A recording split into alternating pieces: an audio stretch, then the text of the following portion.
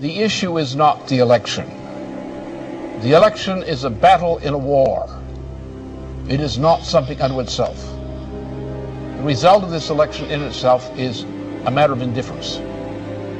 It's a question of how the battle is won and lost, which is important. But there's another issue here. There's also an issue of World War III. And World War III is between the British Empire, better known as the Anglo-Dutch liberal banking financial system on the one side, and the principal nations of Eurasia, Russia, China, India, and other nations are the targets of intended warfare by the British Empire, which is already turning Europe into a mere colony of the British Empire through the program of the Lisbon Treaty. If the Lisbon Treaty were adopted, and is being pushed for adoption now, there would not be a single nation on the continent of Europe, west of Belarus and Russia, which had any sovereignty whatsoever. The British Empire would control the entirety of that region of Europe, from Portugal to the borders of Belarus and Russia, as a puppet of the Anglo-Dutch liberal financial interests. It is those interests represented in the United States for a long time have taken over control of the US dollar, control of the United States. Now they're moving in for the kill. The same cartel that put Mussolini into power in Italy, the same cartel that put Hitler into power in Germany. And we're now at the brink of something like a Hitler power taking over the United States. If they grab the United States, then they will grab all of Europe under the Lisbon Treaty. If they control the United States and the parts of Europe under the Lisbon Treaty, then you will have an actual fighting war emerging on this planet.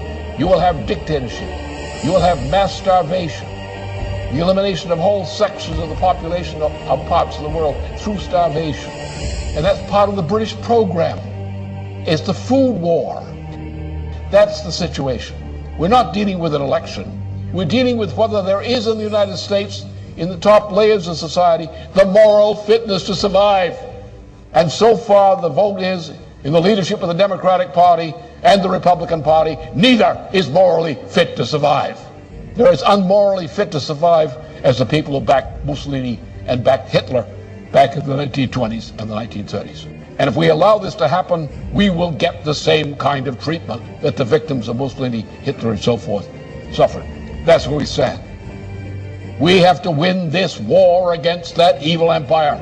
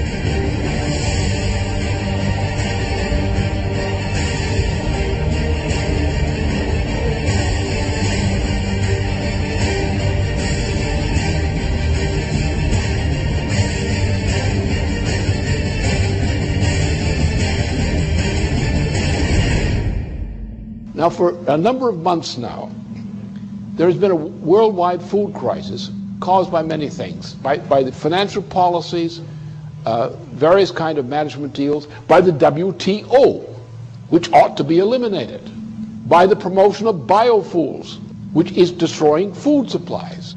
This biofuel program is a gigantic swindle for which there is no possible justification. None. The justification comes out of the World Wildlife Fund of Prince Philip.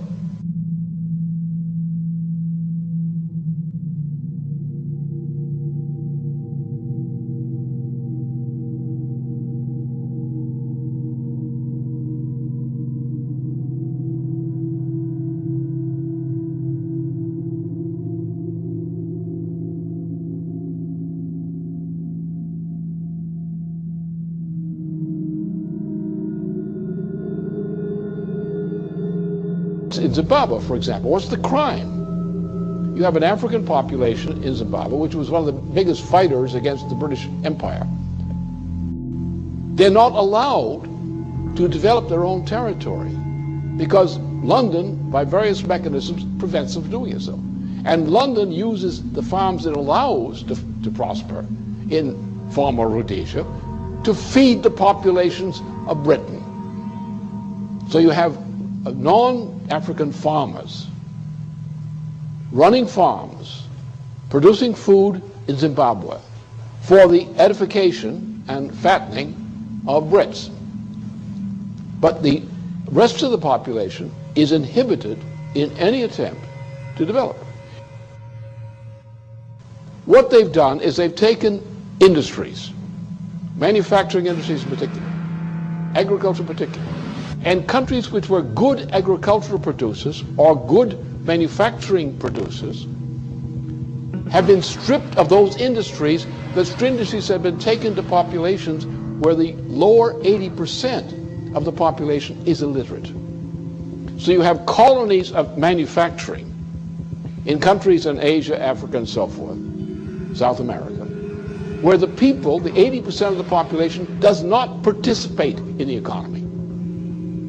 You have areas which used to be food-producing areas which no longer produce food. Because what you're having is a world dictatorship under the name of globalization, better called the new Tower of Babel, in which the cultures are being destroyed as the United States is being destroyed, as Germany is being destroyed, as Italy is being destroyed, as France is being destroyed, and the attempt to make war on China, India, and Russia. And that's the intent of the British Empire. Nothing less than the destruction and breakup of China, the breakup of Russia, the breakup of India. That is the policy of the British Empire now. This is what the game is. And if this game is not stopped, I can tell you there'll be no planet. But then come back to the food question. If you want to get the American people and other people of other nations up on their hind legs, acting like free people rather than battered slaves, tell them their food for tomorrow morning is not there. That activates popular resistance more than anything else. We are now in such a situation. For many parts of the world, the lack of food is an immediate reality. There is a growing explosion throughout much of the world over this food shortage issue. The rate of food shortage is increasing because the stocking from various food stores, annual stores, has been already delivered, and there's not enough. So as the fact of the empty warehouses and equivalent forms of supplies, as these things go down without food, the food crisis is going to accelerate. And you're going to have not only other parts of the world, but also American citizens who are now faced with the threat of death by food shortages. So therefore, the issue here is not the election result. The issue is not the president. Obama is not competent to be a president. There's none of the makings of competence. They don't want Obama. They just want to use him to destroy Hillary Clinton. That's all. Once they destroy Hillary Clinton, they'll get rid of Obama. That's their intention. And their intention is to bring in a fascist regime in the United States, a presidency which will be, in effect, a fascist regime, which will cooperate with the British and bring the United States into alliance with the United Kingdom, or the Anglo-Dutch liberals. Not all Brits are for this, by the way. And with a Europe, or Western and Central Europe, taken over by this same imperial power. An imperial power whose intention is to go to war against Russia, China, India, and other countries using nuclear power. That's the intention. We're now in a point where a revolutionary movement, or the makings of it, is building up around the food issue. And therefore, those who triumphed yesterday are not going to continue to triumph for long. The result is either we win and restore the kind of government we require in various nations and among nations, or this world is going to go into hell because the crisis won't quit. The people will die of hunger. They will die in increasing numbers. They will kill for food. The structure of society will be destroyed in the fight over food, which is not there. Therefore, either we win this fight against this evil, or there won't be anything to fight for.